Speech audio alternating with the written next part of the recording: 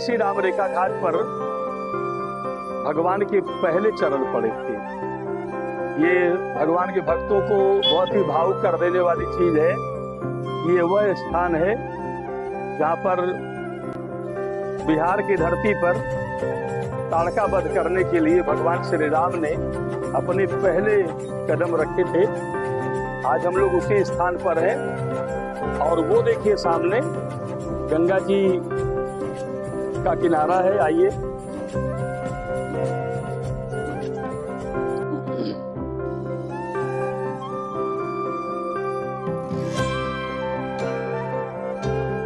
ये गंगा जी का किनारा है। देखिए श्रद्धालुओं की भीड़ लगी हुई है स्नान के लिए इस पवित्र नदी के पवित्र जल में। और उधर सामने की एरिया दिखाइएगा, ये वहीं बलिया जनपद यूपी में पड़ने वाला उजियार घाट है, जहाँ पर भगवान ने इस नदी गंगा जी को पार करने के लिए यत्न किया था। और उसके बाद उत्तर प्रदेश के बाद बिहार प्रांत की धरती पर जहाँ उन्होंने कदम रखे थे वो ये वही राम रेखा घाट है। और यहाँ से निकलने के बाद ही भगवान प्रभु श्री राम को विश्वामित्र जी अपने साथ अपने आश्रम ले गए हैं, जिसको सिद्धाश्रम कहा जाता है। वैसे तो पूरा बस्तर ही सिद्धाश्रम है। उन दिनों में सिद्ध मुनियों की नगरी रहा करता था, लेकिन सिद्ध मुनि की नगरी के अलावा ये महान राक्षसों का भी जंगल हुआ करता था। इस समय जो हम लोग जो वैभव देख रहे हैं यहाँ पे, बड़ी बड़ी बिल्डिंगों को, अच्छे अच्छे चौराहों को, उस समय तो ऐसा कुछ नहीं था। क्या गंगा जी के उस पार और क्या गंगा जी के इस पार भयंकर विशाल का है जंगल रहा करते थे, जिनको दंडकारण्य कहा जाता है। और आपकी जानकारी के लिए बता दूं कि जिस घनघोर जंगल का जिक्र हम लोगों के पौराणिक इतिहासों में किया जाता है, जिसका नाम है दंडकारण्य, वो दंडकारण्य की शुरुआत भी यहीं से होती है। गंगा जी के उस पार हमने आपको दिखाया सुबाहु का टीला, और वहाँ पे मिर्ची गांव दिखाया आपने, जो कि मारिच का गांव बोला जाता है। लेकिन उन लोग जो क्रियाशील थे वो इस एरिया में थे।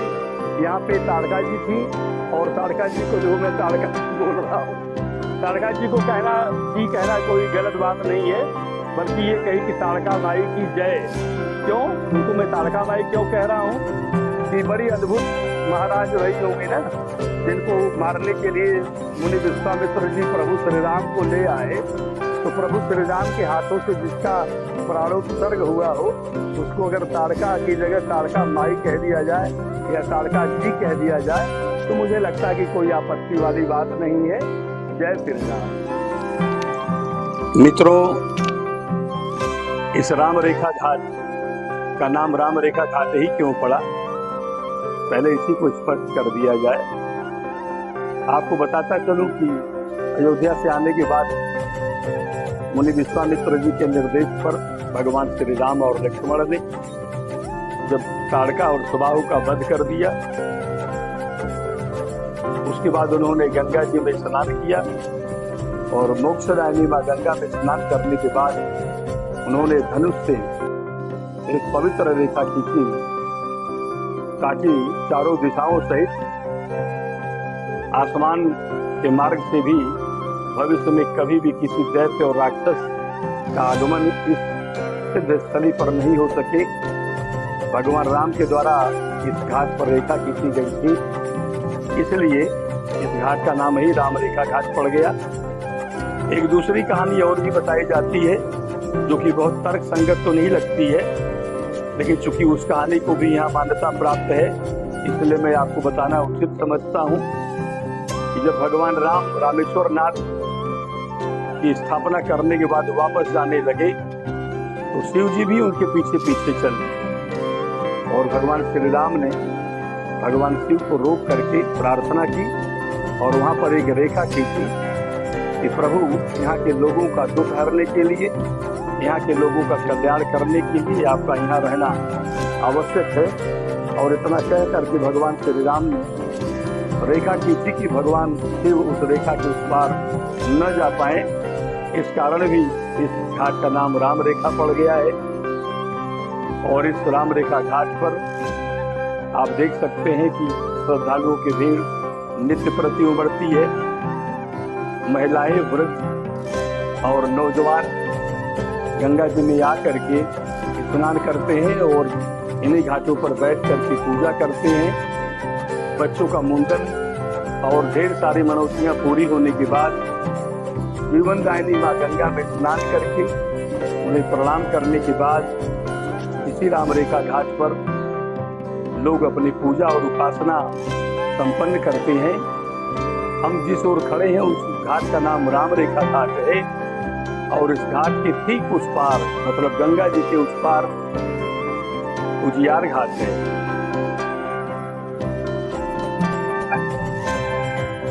मित्रों, बक्सर में श्री रामेश्वर नाथ महादेव का मंदिर भी है। मंदिर का मुख्य द्वार आप सामने देख पा रहे हैं। वैसे तो पूरे बक्सर को ही सिद्ध स्थली माना जाता है, लेकिन बक्सर की इतनी महिमा है कि उत्तर प्रदेश में जो स्थान काशी का है वही स्थान बिहार में बक्सर का है। सिद्धपीठ के मामलों में, महादेव के शिवलिंगों की स्थापना के मामले में, यहाँ तक कि बक्सर को लहुरी काशी कहा जाता है। और ये जो सामने आप मंदिर देख पा रहे हैं, कहा जाता है कि रामायण काल के दौरान भगवान श्री राम ने यहाँ के शिवलिंग की स्थापना स्वयं अपने हाथ से किया था। क्योंकि शिव जी को भगवान राम का ईश्वर माना जाता है, या आप ये कह लीजिए कि भगवान राम प्रभु महादेव को स्वयं ही अपना स्वामी मानते हैं, अपना ईश्वर मानते हैं। इसलिए यहाँ पर शिवलिंग की स्थापना करने के बाद इस स्थान का नाम रामेश्वर नाथ पड़ गया। इस मंदिर की स्थापना स्वयं भगवान श्री राम ने की थी। कहा जाता है कि जनकपुर की यात्रा के दौरान, वनवास के दौरान भगवान राम ने भगवान शिव की पूजा अर्चना के लिए रामेश्वर नाथ मंदिर की स्थापना की थी। यह सामने जो आप घंटा देख रहे हैं, यह बक्सर जिले में सबसे बड़ा घंटा है। मतलब बक्सर जनपद में जितने भी मंदिर हैं, जितने भी सिद्धपीठ हैं, उन सिद्धपीठों और उन मंदिरों में जो भी घंटे लगाए गए हैं, उन सबसे भारी घंटा है। और यहाँ पे भक्तों का नित्य प्रति आना जाना, क्योंकि यहाँ पर आने से भगवान शंकर का दर्शन होता है, प्रभु श्री राम का आशीर्वाद मिलता है, मोक्षदायिनी माँ गंगा की कृपा प्राप्त होती है और साथ में ब्रह्मर्षि मुनि विश्वामित्र जी का भी आशीर्वाद मिलता है। और इतने से ढेर सारे आशीर्वादों को कौन नहीं प्राप्त करना चाहेगा। यही कारण है कि गंगा जी में स्नान करने के बाद रामेश्वर नाथ महादेव मंदिर में वास्तव में श्रद्धालुओं की बड़ी अच्छी भीड़ उमड़ती है। लेकिन जितने भी लोग आते हैं वो दंडवत करते हुए, नमन करते हुए, सर झुकाते हुए, प्रभु को प्रणाम करते हुए इतनी अपार श्रद्धा के साथ उपासना करते हैं कि देखते ही बनता है। और भगवान शंकर भी उनका उसी तरह से कल्याण करते हैं। लोगों का कहना है कि यहाँ रामेश्वर नाथ महादेव पर शिवलिंग की पूजा करने से ब्रह्म हत्या तक का पाप दोष नष्ट हो जाता है। कुछ ऋषि मुनियों का कहना है कि बक्सर के रूप में कही जाने वाली इस लघु काशी में भगवान श्री राम 2 बार आए हैं। एक बार तो तब आए हैं जब वो जनकपुर जाने लगे थे, लेकिन दोबारा वो तब भी आए हैं जब उन्होंने रावण का वध करके अयोध्या में आए थे और अपने राज तिलक के पहले अपने ब्रह्म हत्या को, स्वयं को ब्रह्म हत्या के पातक दोष से बचाने के लिए यहाँ आकर के उन्होंने रामेश्वर नाथ महादेव की उपासना की। तब से माना जाने लगा कि अगर ब्रह्म हत्या का दोष समूल नाश कराना है तो रामेश्वर नाथ महादेव की उपासना करनी होगी। क्योंकि यहाँ आकर गंगा स्नान करने के बाद जो भी भगवान शंकर यानी रामेश्वर नाथ का दर्शन करता है उस पर लगा ब्रह्म हत्या जैसा पाप भी मिट जाता है।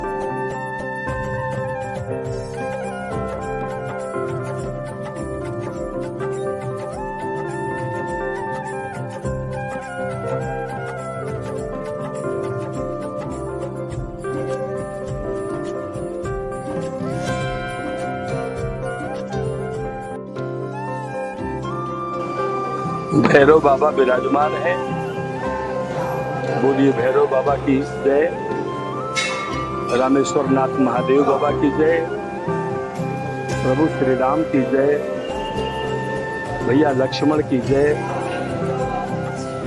मित्रों, मैं आपको एक बात बताना चाहता हूँ कि इस जीवन में अगर कुछ सार है तो वो भगवान के नाम में, भगवान राम का नाम ही जीवन है। भगवान राम का नाम ही संसार का सार है। भगवान राम के नाम में ही सृष्टि की संपूर्ण सत्ता समाई हुई है और भगवान राम के नाम में संपूर्ण ब्रह्मांड निहित है। भगवान राम का नाम एक ऐसा नाम है जिसको स्वयं ब्रह्मांड के सर्वशक्तिशाली देवता भगवान महादेव भी रखते हैं। और इस मंदिर में एक साथ 4 मूर्तियों के दर्शन करेंगे। बाईं तरफ दिखाइए, ये भगवान गणेश जी विराजमान है और एकदम से दाहिनी तरफ माता दुर्गा जी विराजमान है और जबकि बीच में माता सती और माता पार्वती जी विराजमान है। इस मंदिर की खूबसूरती को बढ़ाने के लिए, यहाँ के आने वाले श्रद्धालुओं को और आशीर्वाद प्राप्त कराने के लिए यहाँ पर शीतला माता की भी स्थापना की गई है। शीतला माता को शारदा माँ भी कहते हैं और शारदा माँ का दर्शन प्राप्त करके यहाँ के लोग धन्य समझते हैं। और आपको एक बात बताता चलूं कि भगवान श्री राम से जुड़े हुए जितने भी तीर्थ स्थल हैं, कुछ ऐसी प्रतिमाएं हैं, कुछ ऐसे देवी देवता हैं हर हाल में जिनका वहाँ पे मौजूद रहना जरूरी है। भगवान श्री राम जहाँ पर भी हैं, उन्होंने हर जगह जाकर महादेव की पूजा की है, इसलिए उनके हर तीर्थ स्थान पे महादेव का शिवलिंग मौजूद पाया जाएगा। वहाँ उनकी उपासना की जाएगी और जहाँ प्रभु श्री राम हो वहाँ पर पवन सुत हनुमान न हो या उनका जिक्र न हो, ऐसा हो ही नहीं सकता। भगवान श्री राम के परम भक्त, महान बलशाली, महान कृपालु और संपूर्ण सृष्टि की और अपने राम भक्तों की रक्षा करने वाले पवन सुत निराले राम भक्त हनुमान की जय। और उनकी मूर्ति भी आप लोग यहाँ पर देख पा रहे हैं। हनुमान जी के विषय में सिर्फ इतना ही कहना चाहूँगा कि इनका प्राकट्य वानर योनि में हुआ। इतना महान होने के बाद भी ये स्वयं को हमेशा तुच्छ समझते रहे, बड़े बड़े और महान कार्य करते रहे, लेकिन उसका श्रेय प्रभु श्री राम के अलावा अपने मित्रों को देते रहे। इस मंदिर में सामने टंगा हुआ राम जी के वनगमन का ये नक्शा देख करके पता लगता है कि रामायण सर्किट के चेयरमैन माननीय प्रधानमंत्री नरेंद्र मोदी के अति प्यारे और भगवान श्री राम के भक्त डॉक्टर राम अवतार शर्मा जी का भी यहाँ पदार्पण हो चुका है। श्री राम जानकी के सारे मंदिरों में जो श्री राम जी के वनगमन से जुड़े हुए हैं, उन सारे मंदिरों में श्री राम अवतार जी ने पहुंच करके वनगमन स्थल का नक्शा और साथ में भगवान राम के जो चरण चिन्ह स्थापित कर दिए हैं, ये उनका बहुत महान कार्य है। एक तरीके से आपको कहा जाए तो आप श्री डॉक्टर राम अवतार जी कलयुग के हनुमान के रूप में साबित हुए हैं। और रामेश्वर नाथ मंदिर के ठीक सामने श्री राम चरण चिन्ह दर्शन उन्हीं के द्वारा स्थापित किया गया है। जिन मंदिरों में श्री राम चरण चिन्ह और ये राम जी वनगमन पथ का नक्शा मौजूद है, उनकी मौजूदगी ये बताती है कि वे सारे मंदिर भारत सरकार की सूची में शामिल किए जा चुके हैं। और ये देखिए, सबसे पुराना और सबसे भव्य और वैभवशाली भगवान श्री राम का पावन पावन चरण, जिनको देखकर, जिनको स्पर्श कर हम धन्य हो जाते हैं।